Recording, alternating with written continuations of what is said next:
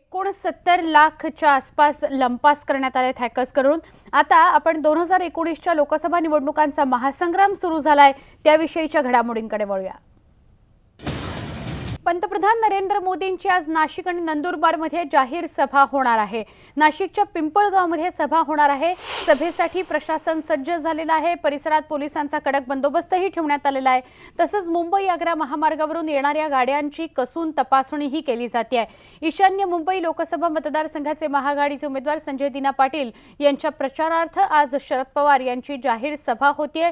संध्याकाळी 5 वाजता गोवंडीत या सभेचं आयोजन करण्यात आलेलं आहे। तर उत्तर मध्य मुंबईमध्ये प्रिया दत्त आणि पूनम महाजन यांचा सामना रंगणार आहे। आज उत्तर मध्य मतदारसंघामध्ये प्रिया दत्त मोठा जोमाने प्रचार करणार आहेत। बहीण प्रिया दत्तसाठी आज संजय दत्त प्रचाराच्या मैदानात उतरतील। संजय दत्त 6 विधानसभा मतदारसंघांमध्ये भव्य रोड शो करणार आहेत। थेट जाणार आहोत आमचे प्रतिनिधी प्रशांत बाग यांच्याकडे। नाशिकच्या पिंपळगावमध्ये पंतप्रधान नरेंद्र मोदींची सभा आहे, त्याविषयी त्यांच्याकडून अधिक जाणून घेऊया।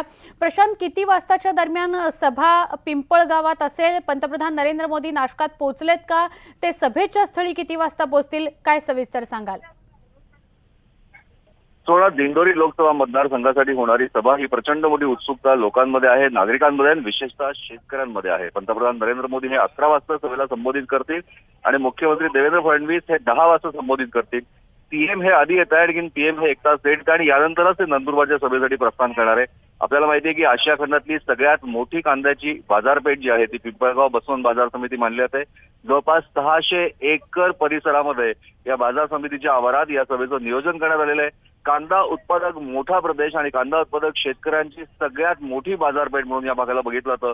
देशातील कांद्याचा दर ठेवण्याचा अधिकार असलेली बाजारपेठ म्हणून सुद्धा पिंपळगाव बसवंत बाजार समितीला मानलं जातं।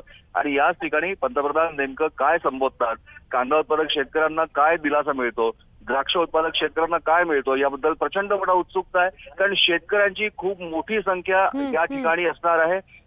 खूप मोठा पोलीस बंदोबस्त आहे, पोलिसांच्या अनेक तुकड्या या ठिकाणी तैनात करण्यात आलेल्या आहेत। सुरक्षा व्यवस्था सुद्धा खूप मोठी आहे आणि नेमकी या सभेला कशा प्रकारे पंतप्रधान नरेंद्र मोदी हे शेतकऱ्यांना दिलासा देणारं वक्तव्य करतात, काय संबोधतात, याकडे सगळ्यांचं बारीक लक्ष आहे। सुवर्ण, नक्की प्रशांत, धन्यवाद आपण तुर्तास ही माहिती दिल्याबद्दल।